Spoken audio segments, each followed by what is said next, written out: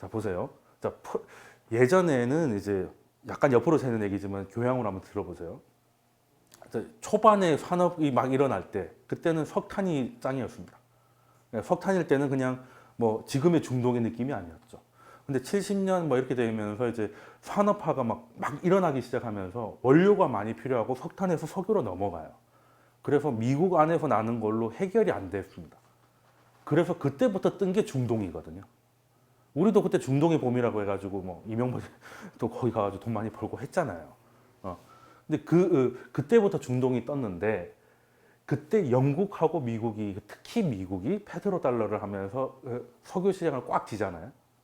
특히 그 사우디를 앞세워가지고 사우디를 협박해가지고 달러로 결제하게 만들어서 미국 중심 그리고 영국까지 끼워가지고 중동을 딱 장악을 하잖아요.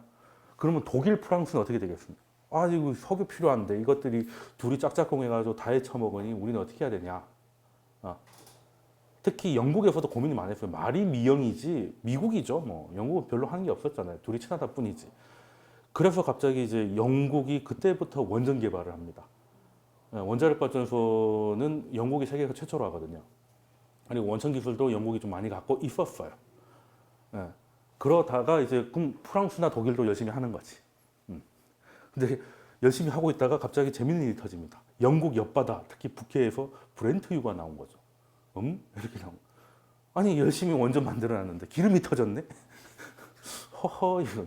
그럼 굳이 안 해도 될 것 같은 생각이 들잖아요. 원전 이거 위험하다 그러는데. 그래서 원전을 영국이 제일 먼저 하고 탈원전을 영국이 제일 먼저 해요 또. 필요 없다 이렇게 된 거죠. 예. 뭐 그렇게 됐고 이제 프랑스도 이제 열심히 많이 만들어놨는데, 근데 이제는 이제 그 원전을 좀 의존도를 좀 줄이자고 하는 게 이제 마크롱이고, 근데 우리는 그냥 깔끔하게 탈원전이야. 오늘부터 안 해. 이렇게. 근데 뭐든지 너무 빨리 하면 안 되거든. 근데 프랑스는 이제 원전에 대해서는 2035년까지 의존도를 75에서 50%뭐 줄이자 뭐 이렇게 속도 조절을 하고 있는데, 지금 이슈가 되고 있는 건 이제 유류세죠. 지금까지 법인세나 이런 거 부자들 소득세 많이 깎아줬는데 유류세는 서민들도 똑같이 내는 건데 그걸 올리면 부자들은 깎아주고 우리한테 세금 많이 받으니까 열받는 거죠. 그리고 프랑스 사람들 열받으면 가만히 있지 않습니다. 관용 이런 거 없어요. 그냥 조끼 입고 다 집어 던지는 거죠. 그리고 재밌는 게 그런 관용의 나라가 무슨 시위만 나면 왜 자꾸 루이비통 매장을 털고 뭐 불을 지르고 하는지 모르겠습니다. 그런 거 보면 진짜 우리나라 좀 대단한 거 아닌가 싶은데, 어찌됐건 또 이 얼굴들을 보니까 할 얘기가 참 되게 많아지는데요. 여기 또 문재인 대통령도 계시고, 또 이분 보면 또 비트코인 얘기도 한 40분 해야 되고 막 하는데 얘기가 너무 길어지니까, 그래서 일단 여기서 그래 뭘 합의를 하고 이렇게 사진 찍고 이제 노가리를 까고 있느냐라고 했는데, 이번에 어찌됐든 지금 무역 분쟁 때문에 무역에 대한 게 이제 지금 트렌드잖아요. 무역에 대한 이야기가 지금 핫 이슈입니다. 그리고 이제 중국 싫어하는 건 이제 해상 만사 공통사항이에요. 중국 좋아하는 나라 별로 없죠. 그렇지 않습니까, 솔직히. 일본은 나라는 싫은데 가보면 사람들이 되게 좋아요. 예. 일본에서 가장 좋은 게 뭐냐면 일본 사람입니다. 예. 그건 맞는 것 같아요. 저도 일본에서 한 몇 달은 있어봤는데 한 세네 달? 근데 참 보면 대단했습니다. 이 사람들은 사무라이들이 많아서 불친절하면 칼로 죽일까봐 이렇게까지 하는 건가 싶을 정도로 친절했었어요. 근데 물론 정치인들이 마음에 안 드는 거죠. 전범 기업들이나. 근데 중국은 그냥 나라도 그렇고 사람도 그렇고 다 싫어하는 것 같아요. 그 물론 뭐 한 번은 물어봤습니다. 왜 중국 사람이 싫은 거 첫 번째 시끄럽잖아요, 일단. 그래서 중국 사람한테 물어볼 기회가, 중국 사람 왜 그렇게 시끄럽냐라고 했더니, 그때도 한번 말씀드렸는데 자기들은 중국 사람이 게 자랑스러워서 중국 사람 티를 내는 거래요. 거기서 이제 그 중화사상이라는 게, 우리는 어디 가면 그 한국말로 크게 소리 안 내잖아요. 특히 이제 뭐 프랑스나 미국이나 이런 큰 나라를 가면 약간 위축되는 느낌이 좀 있어서, 같은 한국 사람끼리 아니면 뭐 이렇게 웬만하면 좀 눈치 보고 이런 게 있는데, 중화사상은 대단한 게, 어차피 지구의 중심은 중국이니까, 그러니까 중국이잖아요. 그러니까 이제 내가 중국 사람이 굉장히 프라우드가 있어가지고 그냥 나 중국 사람이야라고 이렇게 일부러 더 크게 떠드는 것도 있고, 그리고 응역이 너무 높아가지고 이거 우울할 수가 없대. 말을 하는 게 예. 그렇게 돼서 그렇다는데 뭐 일단 뭐 그러다 보니까 주변에선 별로 안 좋아합니다. 특히 무역에서 안 좋아하는 게 뭐겠어요? 일단 짝퉁 많이 만드는 거, 짝퉁 많이 만드는 거. 뭐 중국에 가보시면 아시겠지만 세계에 없는 게 없습니다. 세계에 없는 게 없죠. 진짜 짱또 대망인들인데 이런 것까지 짝퉁을 만드나 싶을 정도로 짝퉁을 만들잖아요. 예. 근데 이제 그리고 또 우리가 좀 더 열받는 거는 가서 사업하신 분들, 그 화병으로 돌아가신 분들도 많아요. 예, 공장 다 돼가지고 이제 돌리면 되는데 갑자기 전기 안 넣어주고 뭐 기술 내놔라 돈 내놔라 뭐 이런 식으로 국가가 나서서 갑질을 하거든요. 예, 그거에 대해서 그래서 우리도 뭐 LG 디스플레이 뭐 8천억 들여가지고 공장 지었는데 전기를 안 넣어줘가지고 중리산이했다가 결국에는 어떻게 넣어주기로 했고 그래서 사람을 뽑아놨더니 알고 보니까 이거는 국가에서 키우는 산업 스파이였어. 알고 보니까 스파이가 또 이제 이력서까지 내가지고 어떻게까지 입사를 해가지고 기술을 또 뽑으려고 하다가 걸려갖고 예, 뭐 그렇습니다. 이번에 또 톱텍도 아시죠? 톱텍은 우리나라에서 그냥 팔려고 했던 거지만 그런 것들이 너무 많으니까 이번에 WTO로 계약하자가 나온 거예요. WTO 계약하자인데 어떻게 계약하느냐에 대해서 아직 얘기는 없는데 아마도 이제 일단은 WTO가 뭔가를 하려면 만장일치해야 돼요. 그러니까 일이 안 돼요. 한 놈만 반대하면. 그러니까 중국 때문에 뭐가 문제다 그러면 중국이 반대해버리면 아무것도 안 되잖아요. 만장일치되니까. 요거 이게 하다못해 우리가 회식할 때 메뉴 고를 때도 만장일치로 하면 밥 못 먹잖아요. 그렇지 않습니까? 그리고 뭐 여기는 회사는 그래도 보수라도 있지 다 똑같은 애들끼리 모아놓고 막 된장찌개 통일이라면 꼭 된장 못 먹는 애들 한둘씩 나오고 막 이러니까 그래서 이거를 이제 보통의 이제 유엔처럼 3분의 2나 이런 걸로 좀 바꾸자는 얘기가 나오지 않았을까 하고 그리고 두 번째 WTO는 처음에 관세를 줄이잖아요. 그러니까 이제 자유무역을 하기 위해서 말도 안 되는 관세를 때리지 않게 하는 게 그거 목적인데 지금은 이제 뒤에서 우리 사드 때문에 고생했을 때 중국이 관세 때려가지고 고생한 거 아니잖아요. 우리가 이제 사드를 논의 많이 했을 때 뭐 중국에서 막 엄청나게 우리를 쪼았잖아요. 근데 관세를 때렸습니까? 아니죠. 찌질하게 하잖아요. 뭐 관광객을 못 가게 한다든지, 단체 관광객을 못 가게 한다든지, 아니면 뭐 크루즈가 내렸는데 뭐 이렇게 뭐 이걸 안 해줘가지고 사람들 못 내리게 한다든지, 뭐 아니면 TV에서 한국 연예인들 없앤다든지 뭐 이건 관세가 아니고 좋게 말하면 비관세잖아요. 그리고 우리나라 경쟁 업체에 있는 중국 업체한테 보조금 꽂아줘가지고 우리나라 경쟁력을 이르트리게 하는. 근데 이런 게 이제 해보니까 너도 나도 막 따라하기 시작한다는 거지. 그래서 이런 것도 우리 같이 해가지고 같이 하지 마는 걸로 합시다. 이게 이제 EU하고 중국하고 이제 합의가 된 건데 중국이 EU하고 합의했으니까 뭐 G20나 EU나 그래서 오히려 이거는 좋은 경우죠. 우리한테는 좋은 경우죠. 우리가 비관세 장벽에 고생한 거에 대마왕이잖아요. 우리가 사드 생각하시면 됩니다. 그래서 요거는 또 좋은 거 같다는 거 하고 자 그러면 이제 중요한 거는 일단은 보수들이 만나가지고 이제 합의를 90일 동안 해보자 시간은 벌었는데 이제부터는 그렇다고 시진핑하고 트럼프가 막 만나가지고 서로 얼굴 붉히고 뭐 삿대질하고 하면 이제 박살 나는 거니까 이제 둘은 여기까지 해놓고 이제 진짜 게임은 디테일이는 거지.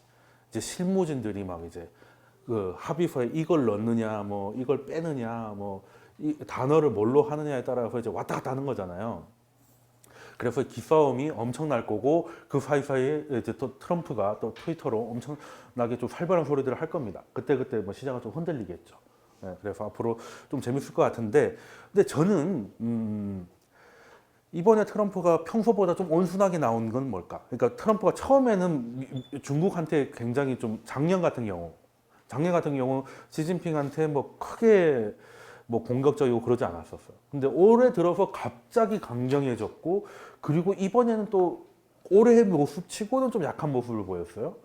그게 뭐 이유가 뭘까 고민을 좀 해보니까 일단은 전략이 좀 바뀐 거 아닌가라는 의심을 해봅니다. 그래서 일단은 왜 조직은 인사로 말한다 이런 말도 있잖아요. 그래서 이제 중국하고 협상을 할 때 누구한테 힘을 실어주고 누구한테 힘을 빼느냐에 따라서 이제 전략이 어떻게 되는지 유추해 볼 수 있는데 지금 미국의 올드맨들이 다시 이제 중국하고 대중 그 업무에 나서기 시작했어요. 올드맨 중에 최고의 올드맨이 있습니다. 이분 진짜 죽을 때까지 은퇴 못 하실 것 같아. 23년생 헨리 키신저가 또 중국에 갔습니다. 왔다 갔다 하기 너무 힘드니까 아예 중국에 좀 오래 장기 체류 중이에요. 8월 달에도 갔었는데 이제 뭐 오질 않는 것 같아요. 이제 비행기 이 나이 때쯤 되면 아무리 1등석이라고 해도 열 몇 시간 타는 건 힘들겠죠, 그죠? 뉴욕에서 베이징까지 정확하게 지구 반바퀴일 텐데 96세입니다, 한국 나이로. 워렌 버핏은 여기 가면 애기죠, 그죠? 23년생이신데 일단 중국을 갔는데 요양원 간 게 아니에요. 요양원 간 게 아니라 거기서 시진핑을 만나고 있어요. 그러면 이제 이 노인이 설마 이제 미국이 중국을 정말 죽여버릴 생각이라면 우리 진짜 갈 때까지 가자, 이 죽고 나 죽자라고 하면 이 양반이 탈출할 기력도 없는데 굳이 베이징 가겠습니까? 그죠? 뭔가 할 얘기가 있는데 여기서 얘기하면 새 나갈 것 같으니 이제 굳이 이제 이게 몸을 이끌고 가신 거 아닌가? 뭔 얘기를 했는지는 알 수 없죠. 그냥 만났다. 근데 만났다는 것 자체가 메시지라는 거죠. 이 양반이 어떤 양반입니까? 헨리 키신저가 한 사람이 지구의 역사에 이렇게 영향 많이 끼치기도 힘들 것 같아요. 그죠? 이게 오버랩 되죠. 이게 71년도입니다. 그때도 중국이었어요. 그때도 중국이었는데 71년도 하면 미국하고 중국하고 이제 뭐가 시작됩니까? 핑퐁 위기 시작되잖아요. 이게 사실 너무 옛날같이 느껴질 수 있는데 71년이면 한국 전쟁이 53년 휴전하지 않습니까? 그 이후로 이제 냉전이 이제 깊어지는데 중국은 이제 뭐 소련도 소련이지만 중국은 당시에 미국하고 한국 전쟁에서 적국이었잖아요. 그죠? 그리고 뭐 이라크전 이런 거 이라크전은 전쟁도 아니지. 가서 그냥 두드려 팬 거잖아요. 일방적으로. 근데 한국전에서는 꽤나 밀고 당기면서 미군 피해도 상당히 했고 그리고 귀염둥이 국가는 아니었어요. 물론 지금의 중국에 비하면 뭐 다 그냥 아무것도 아니었지만 그래도 국가의 크기와 규모는 작지 않았던 게 중국인데 그리고 그때 뭐 하고 있었어요, 중국이? 60몇 년도에 뭐 하고 있었습니까, 중국이? 핵무기 개발하고 있었어요. 그러니까 그때는 미국이 중국하고 전쟁을 했으면 전쟁을 했지 뭐 수교고 뭐 이런 그런 생각을 안 하던 시절이었습니다. 그런데 갑자기 헨리 키신저가 가서 중국을 이끌어내죠. 왜? 71년도라는 게 재밌습니다. 미국이 중국이 필요해졌다는 거예요. 왜 필요해졌겠습니까? 중국 하면 메이드 인 차이나 하면 비쌀 것 같아요, 쌀 것 같아요? 싸죠. 그리고 저렴한 노동력. 그리고 문화대혁명으로 6천만 명이 막 굶어 죽고 하니까 밥만 먹여주면 열심히 일할 사람들 엄청 많아. 산업이랄 것도 없어요. 그죠? 왜? 문화대혁명으로 뭐 부르주아 다 죽인다 해가지고 안경만 끼고 있어도 막 때려 죽이고 하던 시절이라 그냥 사람들이 전부 다 그냥 농사 외에는 할 수 있는 게 없던 시절로 퇴행해버린 거예요. 네. 그런 중국이 미국 입장에서 왜 필요했을까? 헨리 키신저가 대단한 게 71년도에 이 사람이 그때 모시던 대통령이 닉슨이잖아요. 닉슨이 71년도에 뭘 합니까? 닉슨 쇼크를 일으키잖아요. 그러니까 그때까지는 전 세계 어딜 가도 $35를 주면 금 1온수를 주기로 전 세계가 다 이렇게 고정 환율제로 움직이던 시절이었어요. 그런데 드골 대통령이 저것들 베트남 전쟁에 돈 쏟고 하는 거 보니까 이거 금보다 돈이 더 많이 찍은 것 같은데라고 해서 돈 바꿔달라고 했더니 이제 배를 째가지고 난 몰라 그냥 안 줘 이렇게 한 게 닉슨 쇼크였는데 그러면 달러에 대한 신뢰는 금에 연결되어 있다. 그 고리가 끊어지잖아요. 그러면 이제 달러의 가치가 어떻게 됩니까? 급락하겠죠. 그러니까 결과적으로는 그렇게 안 됐습니다만 급락할 거라고 봤고 그럼 이제 하이퍼 인플레이션이 오면 이제 예전의 금본위제로 다시 다 각국들이 돌아간다거나 여러 가지 피곤해져서 미국 입장에서는 돈은 마음대로 찍는데 인플레이션이 일어나면 안 되지 않습니까? 그러면 물건을 싸게 만들어서 공급할 곳이 필요하잖아요. 그게 중국이었다니까요. 그래서 79년에는 이제 개혁개방이 덩샤오핑을 시작해 막 제대로 됐고, 실질적으로 전 세계에 나온 건 2000년 이제 WTO 가입이었지 않습니까? 그래서 미국이 이렇게 돈을 찍어도 근데 다이소에 가면 싸니까 물가가 별로 안 올라가는 거야. 그리고 생필품이 싸니까 월급을 그렇게 많이 안 올려줘도 돼. 그럼 기업들의 이익은 극대화될 수 있잖아.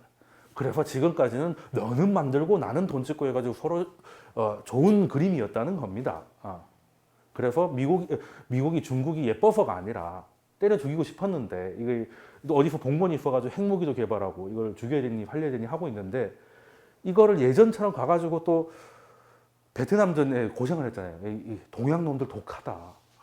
진짜 뭐 조금의 원숭이인 줄 알았는데, 이것들이 막 여하튼 왜 부처가 거기서 나왔는지 알겠다, 뭐 이런 얘기가 나오니까 이게 여하튼 독합니다. 왜? 미국은 그 뭐라고 해야 되나, 미국의 출발은 그 백인이긴 한데 좀 솔직히 B 클래스, C 클래스였잖아요. A 클래스면 영국에서 자기들이 잡았겠지. 뭐하라고 목숨 걸고 대서양을 건너요. 그러니까 이제 얼굴만 하얗지 뭐 개그지들이었잖아. 그래서 뭐 굶어 죽니 바다에 빠져 죽니 한번 가보자 해서 넘어갔는데, 의외로 괜찮은 땅을 발견해가지고 대박 난 게 이제 미국이잖아요. 그래서 미국은 철저하게 개인입니다. 막말로 나라가 나한테 해준 게 뭐가 있어? 그 나라를 버리고 새로운 나라를 만든 게 미국이기 때문에 뭐 지금 애국심 이런 게 좀 우리하고 좀 다릅니다. 일단 그리고 이제 유럽의 정서, 서구의 정서하고 우리의 정서는 다르죠. 근데 우리는 어른들이 그래, 아이고 동네 부끄럽다 이런 얘기 하잖아요. 몽고 사람들은 동네 뭐 부끄럽다 얘기 아니라 동네가 없거든요. 신경 안 씁니다. 동네 뭐 가서 사람이 없는 뭐 양밖에 없는데 뭔 신경을 써? 우리 가족 먹고 사는 게 제일 중요하잖아요. 유럽도 약간 그런, 왜? 유럽도 농사 지었잖아요 라고 하는데, 유럽은 우리하고 틀린 게 그냥 논밭에다가 줄만 그어놔가지고 심심하면 전쟁입니다. 우리는 외구들이 넘어오려면 배 타고 넘어와야 되잖아요. 그래서 이순신이 배를 톡톡톡 빠뜨리니까 끝난 거잖아요. 근데 우리가 프랑스에 있었는데 독일에서 외구가 막 넘어와. 이순신이 10명 있어도 답이 없습니다. 어떻게 막을 거예요, 그거를? 그리고 산이 없습니다. 산이 없어요. 그 숨어 있을 데도 없어요. 그냥 전쟁 나면 다 죽거든요. 그러니까 나라고 뭐고 다 필요 없다. 그냥 우리가 개인주의. 그리고 그래서 미국은 연방을 원래 되게 싫어합니다. 그러니까 페더럴을 별로 안 좋아해요. 왜? 그게 싫어서 넘어온 사람들이니까. 그러니까 영국의 왕이 싫어서 넘어왔잖아요. 그러면 또 왕을 만들면 또 이제는 어디로 가야 되니? 라고 해서 쪼갭니다. 그래서 스테이트가 나오는 거예요. 그래서 하나하나 별을 다 달아주는 겁니다. 그래서 중앙은행 만드는 것도 한 곳에다 너무 힘 실어줄까 봐 중앙은행을 13개로 쪼개놓은 거잖아요. 그래서 우리하고는 굉장히 달라요. 그래서 미국은 총기에 대한 생각이 우리하고 다릅니다. 우리는 맨날 총기 난사하는데 왜 총기를 제한하지 않지? 라고 하는데, 물론 총기협회 로베가 제일 크지만 그걸 지지하는 사람 중에서는 나의 생명, 나의 가족의 생명은 내가 지켜야 된다는 생각이 미국에 깔려있기 때문이에요. 우리는 국군이 지켜준다고 생각하잖아. 그렇잖아. 그래서 나라를 위해서 막 이렇게 막 바치는데, 여기는 나라가 아니라니까. 나라 이전의 개인. 그래서 우리는 개인주의라고 하면 약간 이기적이라고 생각하잖아요, 동양에서는. 그게 아니에요. 이기적인 거하고 개인적인 거 굉장히 다른 건데. 그래서 일단 베트남에서 엄청 고생했습니다. 일단은 이 동네는 유럽하고 다릅니다. 유럽도 엄청 고생했잖아요, 2차 대전 때. 근데 유럽은 기본적으로 참 전쟁하기 좋은 땅입니다. 아래쪽에 알프스가 있고요, 위쪽으로는 다 평지예요. 그래서 독일이 전차로 그냥 밀고 당기고 머리만 잘 쓰면 얼마든지 밀고 나갈 수 있습니다. 만약에 물론 뭐 중간에 뭐 아르데네 숲이 있고 이렇게 하긴 하는데, 우리에 비하면 우리는 이 좁은 땅에 뭐 첩첩산중이잖아요. 탱크 부대가 밀고 내려와도 계곡으로 와야 돼요. 거기다 벽돌 몇 개 쌓아놓고 지뢰 깔아놓으면 그거 치우느라고 다 죽어요. 쉽지 않거든요. 근데 거기 뚫려 있으니까 그냥 밀고 가면 그만입니다. 그 땅에는 전차, 하늘에 전투기 있으면 이제 게임 끝나는 거죠. 그래서 프랑스가 5주 만에 망한 거 아니겠어요? 아무리 독일이 대단했다 하더라도. 근데 베트남에 갔더니 그 노르망디 상륙 작전을 그 계획했던 사람들이 베트남을 다 계획했거든요. 어느 정도 계획하냐면 15분 단위로 계획합니다. 넌 어디로 가가지고 15분 뒤에 뭘 하고 갔더니 안 돼. 일단은 진흙이라서 발이 안 빠집니다. 그리고 풀이 너무 그리고 그 풀 사이사이에 애들이 숨어 있다가 튀어나오는데 돌아버리겠는 거죠. 그래서 이걸 어떻게 하면 그래서 제초제를 뿌려봐라. 제초제를 뿌렸는데 제설 자극 같은 거지. 열심히 뿌려놓으면 또 여기서부터 다시 나기 시작해요. 베트남이 1년에 4번 그 농사를 짓잖아요. 일본은 벼농사를 4번 하거든요. 그러니까 우리 그 뭐 1년 농사 뭐 망했다 이런 얘기하죠. 거기는 분기 농사 망하는 거예요. 망해봤자. 그러니까 이게 안 되는 거예요. 그리고 게릴라를 쓰잖아요. 어디 숨어 있다가 튀어나와가지고 뭐 이상한 소리를 지르면서 총을 쏴대는데 야 이것들은 진짜 이거는 악마다. 서구 입장에서는 자기가 죽을 거잖아요. 분명히 죽는데. 그리고 또 일본하고의 경험도 있잖아요. 일본이 대망이지 뭐. 반자이하고 뛰어오는 답이 없잖아요. 눈에 뵈는 게 없다는 거 처음 봤어요. 미국 애들이. 걔네들 안 되겠으면 항복이잖아요. 그래 항복하면 또 뭐 제네바 협정에서 포로들을 밥을 먹여야 되고 이런 게 있는데 일본의 군대는 항복을 안 가르칩니다. 항복을 안 가르치고 할복을 가르치죠. 그러니까 항복할 줄 몰라서 보아하니 답이 없는. 일본 애들의 특징이 뭐냐면 약간 그 사쿠라라고 하잖아요. 원래 왔다 갔다 한다고. 힘 있는 애들한테 막 그냥 간이고 쓸개고 막 왔다 갔다 한다고 우리 막 욕 많이 하잖아. 근데 마지막에 갔을 때 자기가 붙을 데가 없다고 생각하면 그냥 자살해버려요.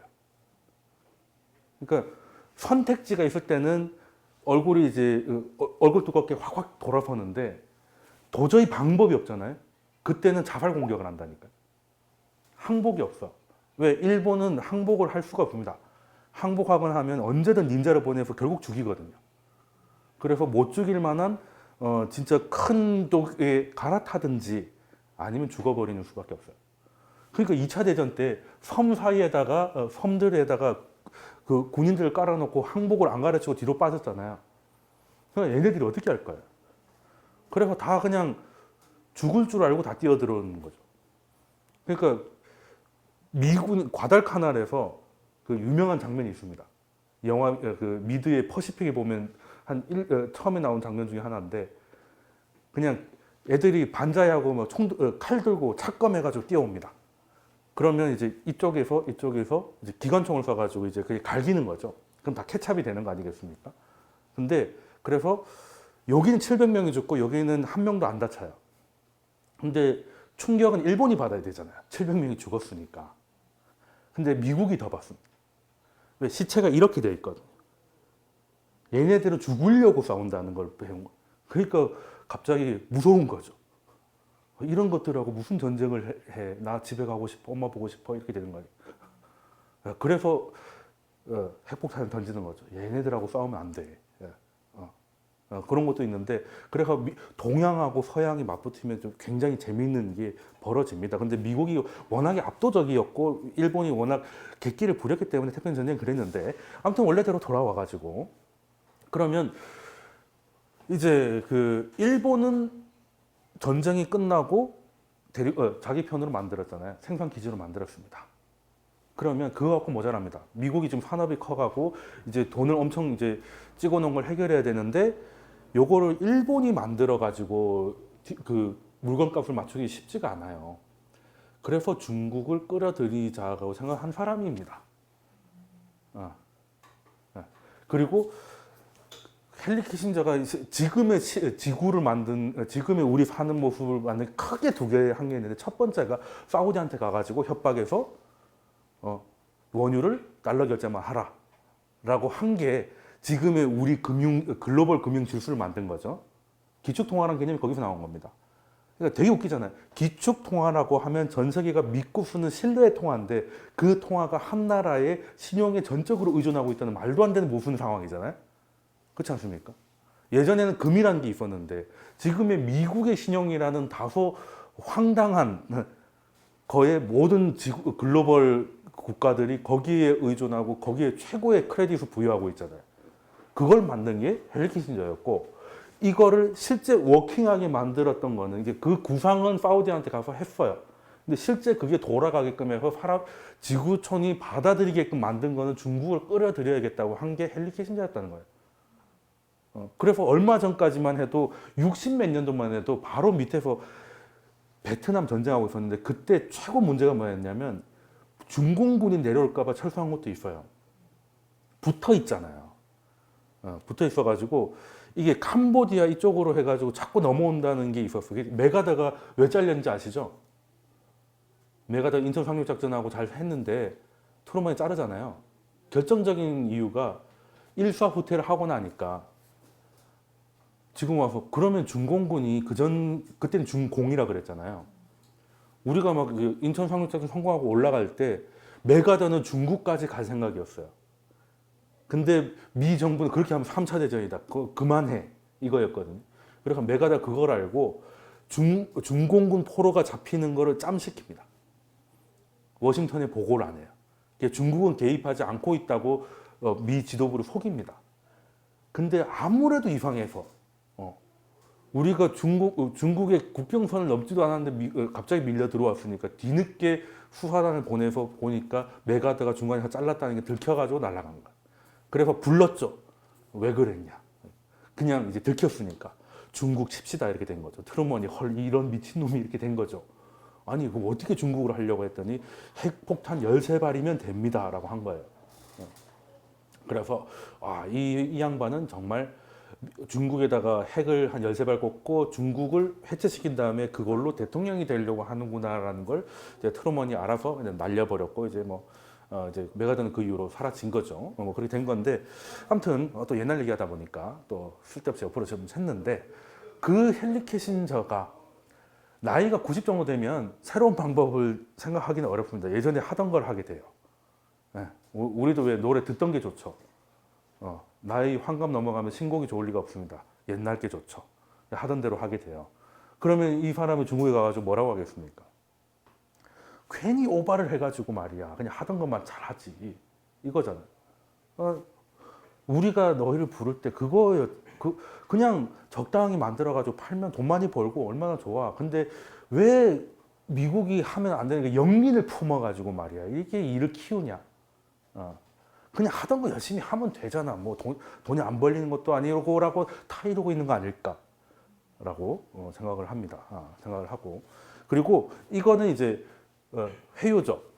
원래 이제 배드 경찰 착한 경찰 이렇게 원래 세게 얘기하는 사람 또 약하게 얘기하는 사람이 있잖아요. 그러면 좀 얼르고 달래는 사람이 헨리 키신저라면 이제 윽박지는 사람이 있어야 되잖아요. 이때까지 중국이 제일 듣기 싫은 소리만 골라서 했던 게 이제 피터 나바로인데 나바로는 아시겠지만 이제 좀 조용히 해줄래라가 됐어요. 이제 나바로가 뉴스에 나오는 빈도가 확 줄었습니다. 거기서 저는 생각하는 게 이때까지는 사실상 중국하고 이렇다 할 협상을 하지도 않고 나바로를 계속 앞에다 세웠어요.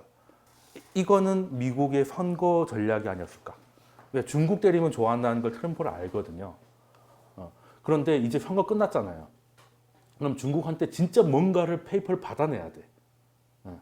그러니까 사람들이 막 중국을 싫어하는 걸 아니까 막 중국 사기꾼들 도둑놈들이라고 하면 사람들이 와 하잖아요. 그래서 표는 걷었어. 이제 선거 끝났어.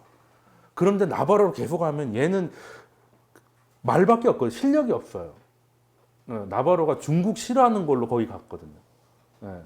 근데 그런 애를 협상 대표부에 앉혀놓으면 협상이 안 하겠다는 얘기잖아요. 이거는 중국 입장에서는 만나봐야 욕밖에 안 나올 건데 만나지 말자 된 건. 그래서 지금 다시 이제 그 참모가 된 게 이제 무역 대표부 이제 라이트 하이저 무역 대표부 이제 단장인데요.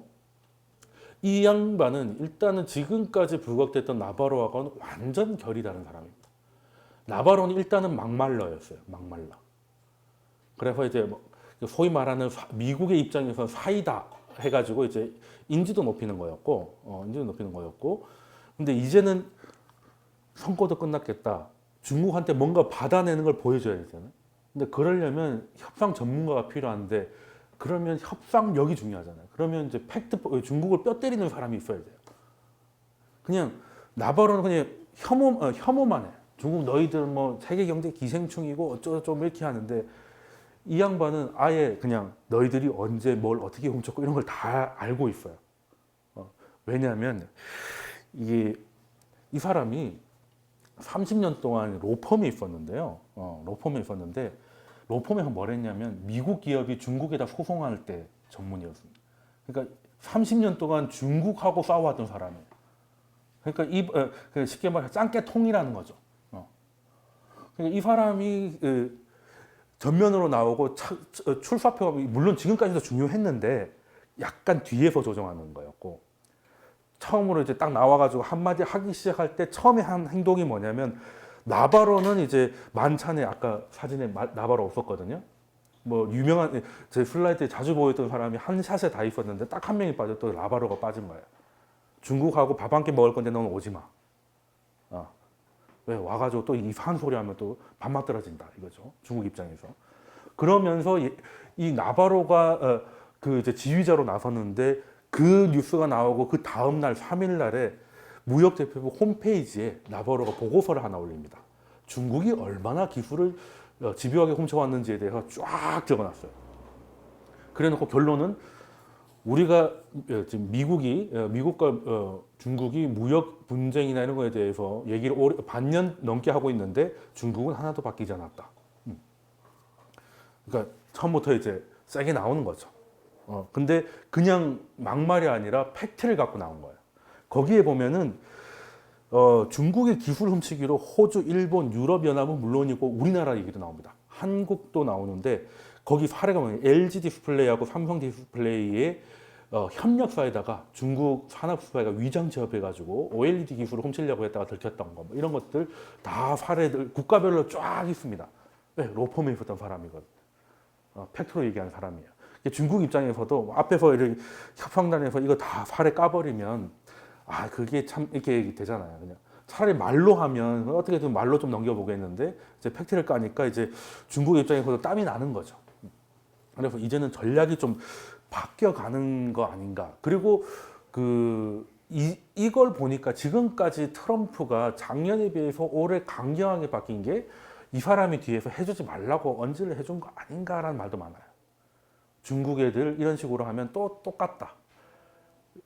요즘 제가 제일 좋아하는 TV 프로 이제 백종원의 뒷목 식당이라고 들어보셨죠?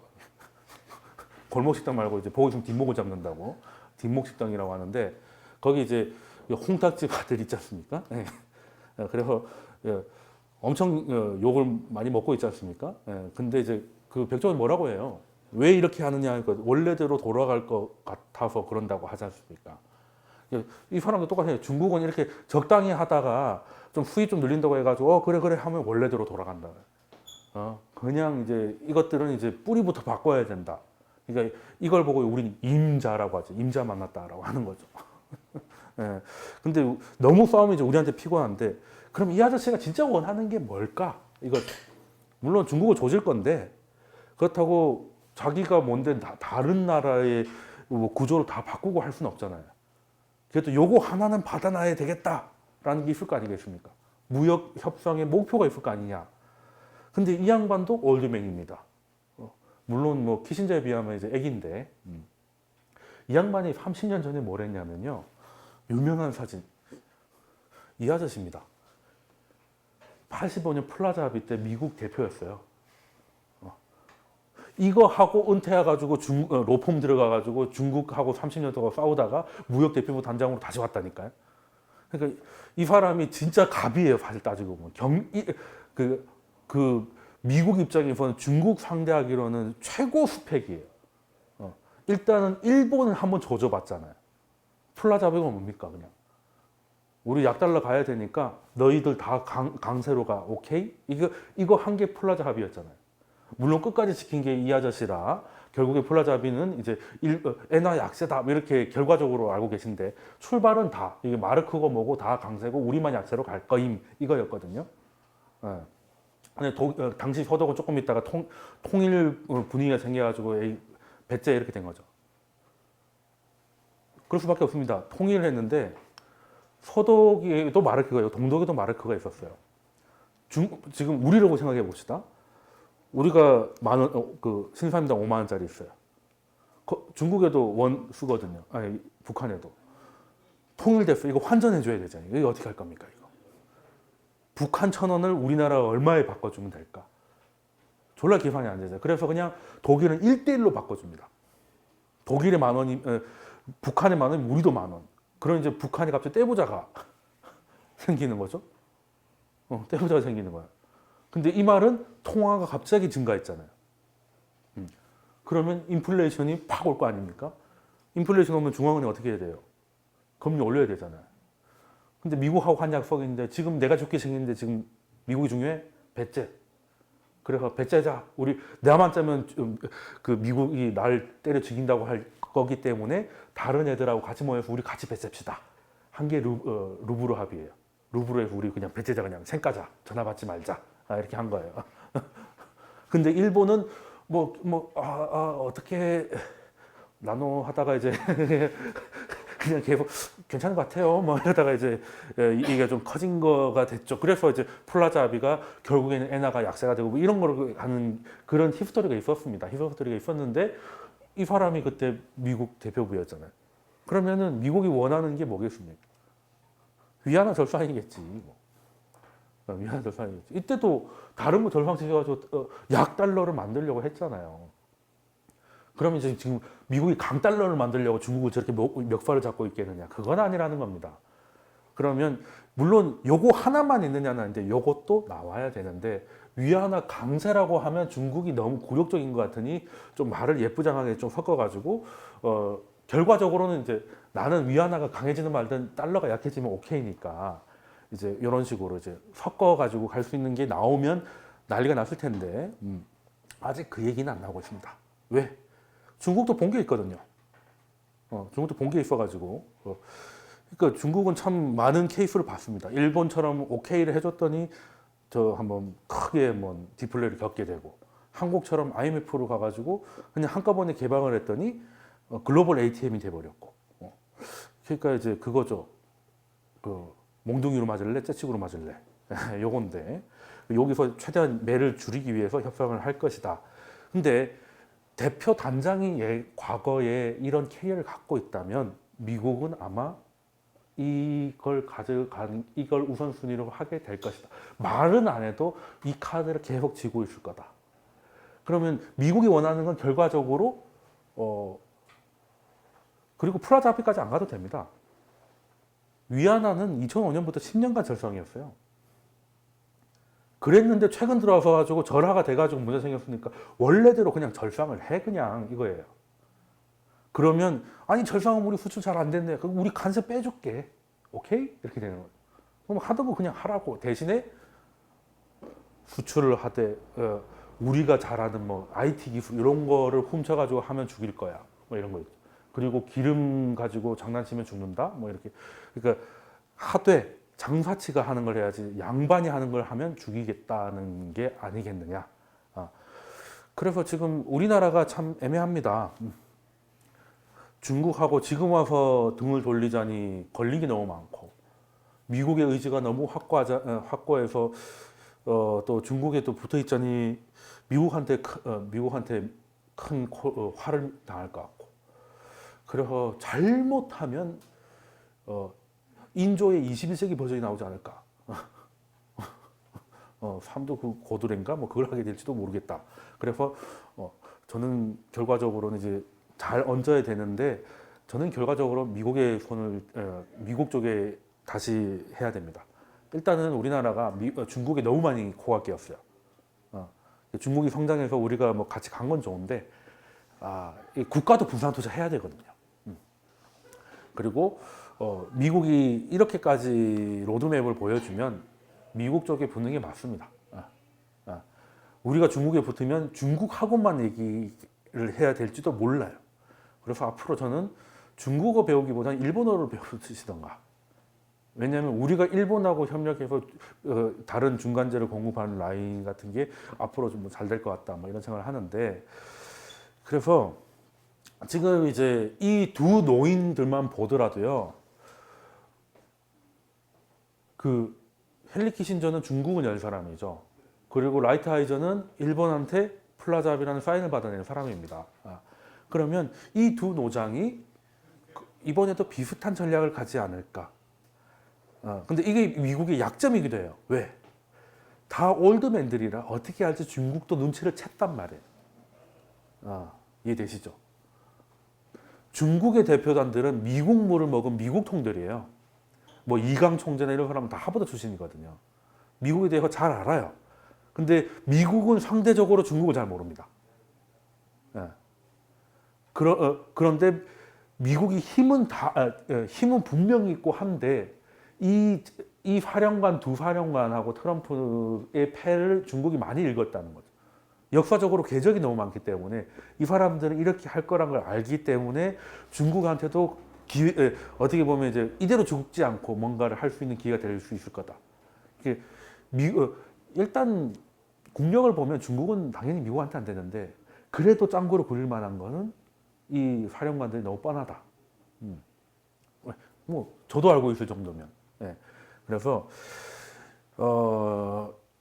중국은 일단 여기서 최대한 양보를 얻을 것인데 문제는 조선소도 그렇고 막 이게 우리 왜 2007년 때 조선소 엄청 잘 나가다가 그리고 한동안 엄청 힘들었을 때 요즘 약간 살아난다 뭐 이런 얘기를 하잖아요.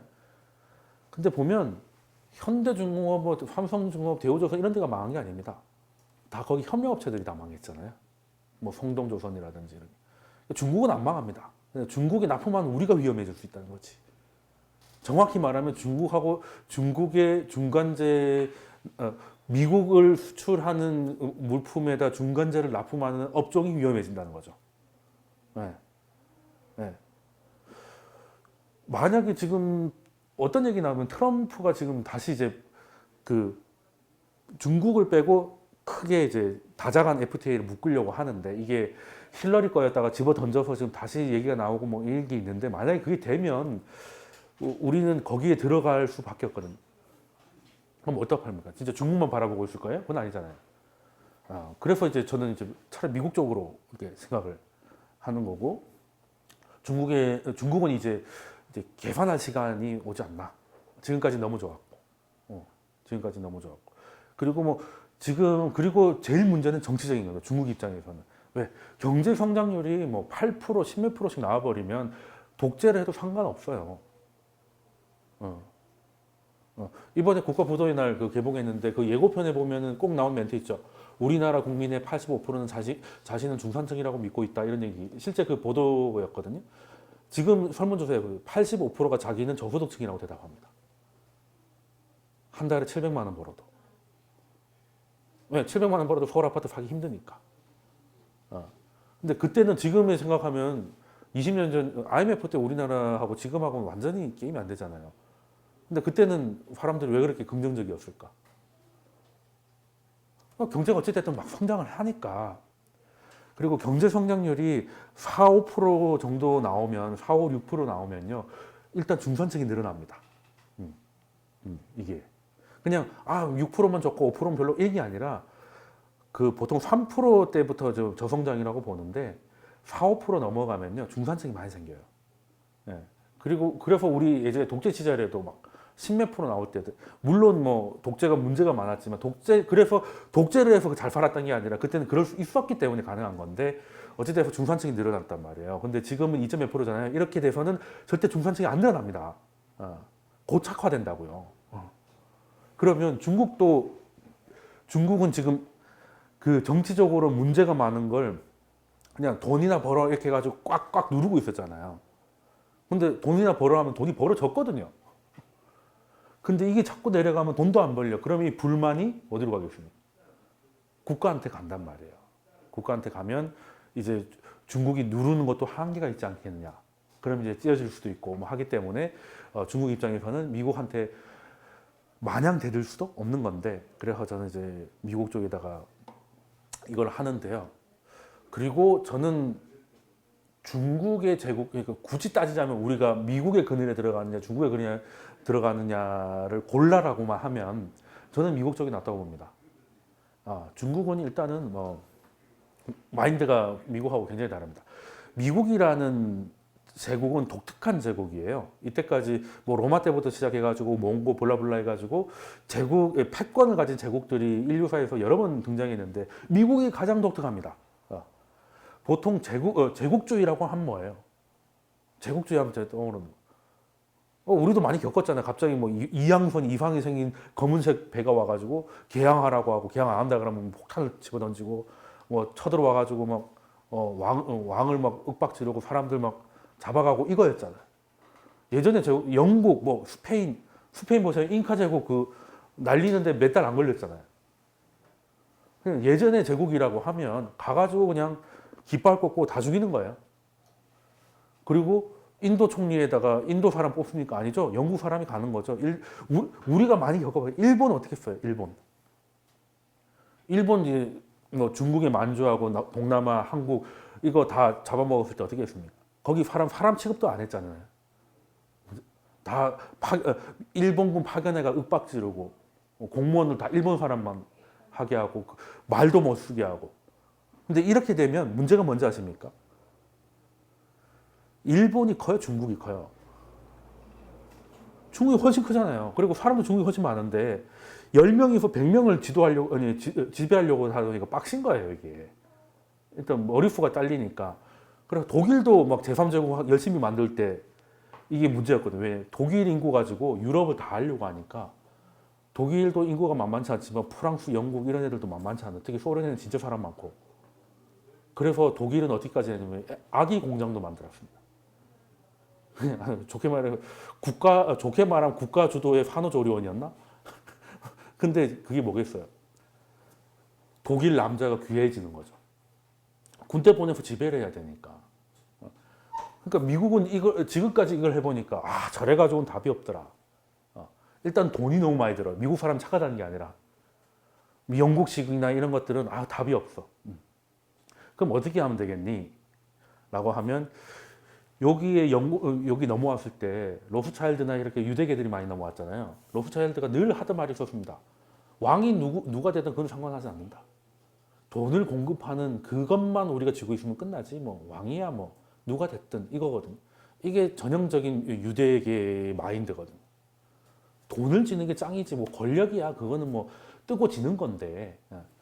그래서 달러 베이스로 달러의 공화국을 만들어서 그 안에 귀속시키고 지배기보다는 약간 파트너십으로 가는 거죠.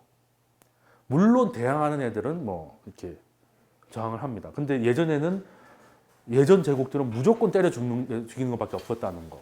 그래서 이제 이게 굉장히 다르다는 겁니다. 그래서 미국의 제국주의는 그걸 좀 아셔야 되고, 그래서 지금의 미국 제국주의죠. 우리도 미국 제국주의입니다.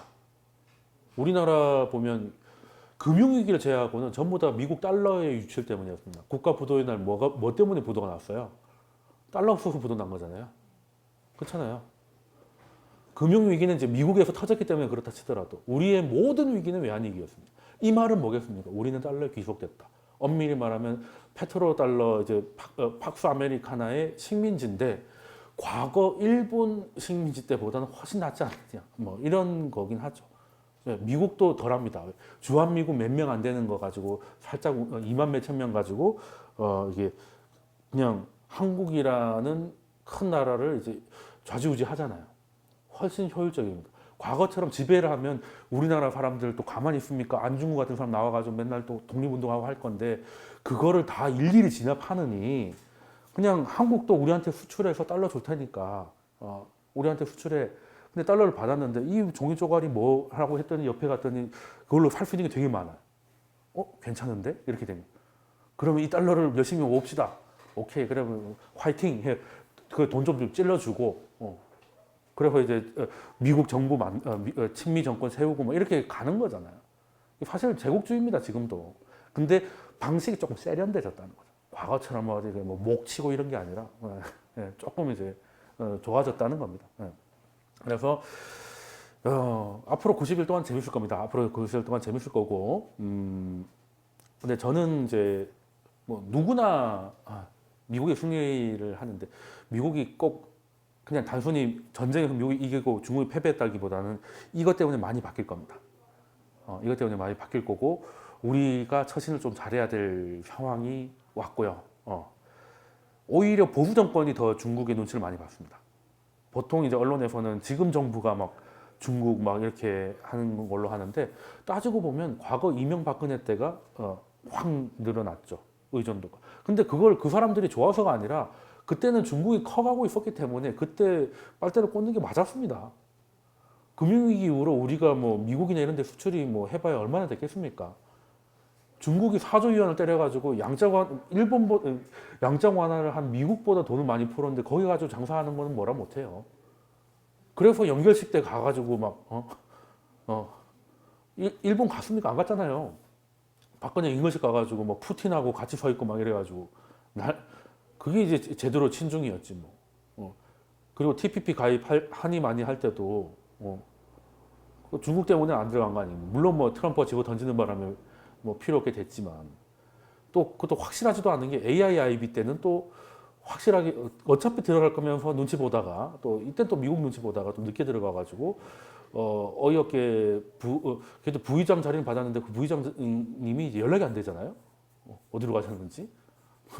그러니까 이도 저도 아니게 된. 물론 그것도 1대1로가 잘 안 돌아가기 시작하면서 뭐 크게 중요하진 않게 됐는데 아무튼 요거 이래서 저는 계속 주장하는 거지만 앞으로는 조금 행보하는 상에서 지금까지 중국이 미국한테 수출하고 그 수요에 기댔던 업종은 위험해질 가능성이 높다. 대신에 아까 말씀드렸다시피 지금 WTO나 이런 것들 개혁이 이루어지면 중국 때문에 피해보는 업종이나 대표적인 게 한류잖아요. 한류지 않습니까? 사드 같은 이유로 한국의 관광이나 이런 것들을 뭐 제재하는 것도 WTO에 제소할 수 있게 된다면 그것도 우리한테는 또 그래서 이제 엔터라든지 뭐 이런 것들한테는 또 기회가 될 수 있겠다. 그리고 지금 중국에 있는 친구들은 이제 유튜브에 중국 유튜브가 있는데 거기는 우리 돈 주고 쓰는 푹 아시죠? 그거보다 더 잘 돼 있어요. 참 대단한 게 예를 들어서 드라마 하나가 끝나요. 15분 후에 중국어 자막까지 입혀가지고 똑같이 LCD로 올라옵니다.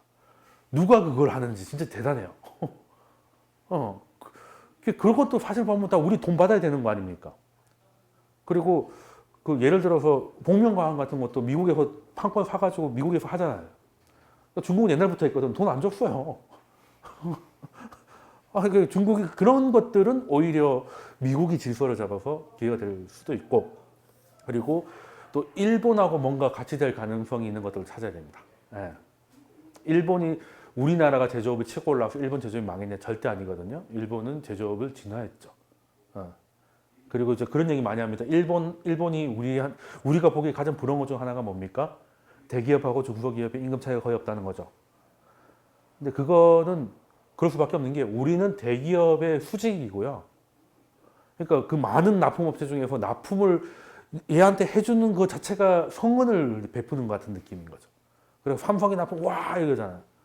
근데 일본은 왜 나사 하나만 만들고 뭐 이런 게 있어가지고 예를 들어서 이제 이거를 하나 하면 여기 씌우는 코팅 고무 있잖아요. 요거는 이 한 회사만 해. 그래서 여기서 납품을 안 하면 우리가 만들질 못하는 거예요. 그러니까 사실 파트너십으로 갈 수밖에 없어요. 그리고 또 일본이 배신을 이제 잘 안 하거든요. 배신하면 닌자를 보냈기 때문에. 그래서 어떻게 하냐면 중국 애들하고 뭔가를 일을 하면 내가 한국에서 이걸 해가지고 총판을 받았어. 잘 팔리잖아요. 그러면 또 다른 데서 또 이걸 팔고 있어요. 아니, 분명히 나랑 독점이었는데 가서 막 욕을 하잖아요. 근데 뭐 거기서 돈을 더 준다 해서 하라고 하고 뭐 그거 갖고 난리야. 약간 이런 표정이에요, 중국 애들. 그래서 중국에서 사업하다가 화병 나시는 분들이 많거든요. 근데 일본은 한 번 계약하면 안 바꿉니다. 한 번 계약하면 진짜 안 바꿔요. 바꾸는데도 시간이 굉장히 오래 걸리고 그나마 미국이나 독일이나 이런 애들은 한 2, 3년 검토를 해보고 바뀌기를 하는데 일본 애들은 여기서 납품하잖아요. 그럼 우리가 더 줄 테니까 우리한테 이렇게 안 합니다. 그리고 여기서도 이미 남고 있고 그러니까 이게 그 문화가 완전 달라요. 근데 우리는 그냥 이것저것 큰 대기업들이 수출을 주도하니까 거기에다가 남들 다 하는 아이템에 나도 해가지고 어떻게든 납품을 하고 그럼 납품을 내가 하려면 물건이 비슷하면 싼 걸로 가야 되잖아요. 그리고 대기업 입장에서 남는 게 많은 것 같은데 그래서 보통 코스닥 이런 기업에서 뭐 삼성이나 현대차나 이런 데 납품하는 회사에서 너무 납품이 잘 돼. 그래서 증권회사에서 이 회사의 전망이 좋다고 리포트를 써주면 좋아할 것 같죠. 전화해서 말립니다. 그거 좀 걷어달라고. 그 말이 무슨 말이에요? 삼성에서 보니까 이거 요즘 돈 좀 많이 버나 보네 이렇게 되는 거예요. 전화해가지고 30% 깎읍시다 이렇게 되는 거예요. 요즘 돈이 많이 남는다면서요? 이렇게 되는 거니까 우리 곧 망한다고 해주세요. 이렇게 그렇게 실제로 그렇습니다. 안 그러면 그 좁으니까 이 구조가 약간 달라서 그래요. 대표적인 게 그겁니다. 뭐 우리 최저임금 올리자고 했을 때 일본 편의점하고 우리나라 편의점하고 일본 편의점은 뭐 우리보다 많이 남고 뭐 블라블라 하는데 일본 편의점이 뭐 우리보다 3배 많다, 우리가 일본보다 3배 많다고 했잖아요. 그럼 우리가 우리의 3분의 1만 남기고 다 없애면 되지. 그럼 될 거 아닙니까? 그 말은 구조가 달라서 그래요. 구조가 달라. 일본처럼 하자고 그러면 이제 세 개 중에 하나, 세 개 중에 2개는 없애야 되는데, 그러니까 이 구조가 좀 달라서 좀 우리나라 얘기를 좀 했는데, 아무튼 뭐 앞으로는 지금까지는 너무 우리가 중국이 내는 걸 좀 봤기 때문에 한번 바꿔볼 필요가 있겠다 말씀드리고 잠깐 쉬었다 가겠습니다.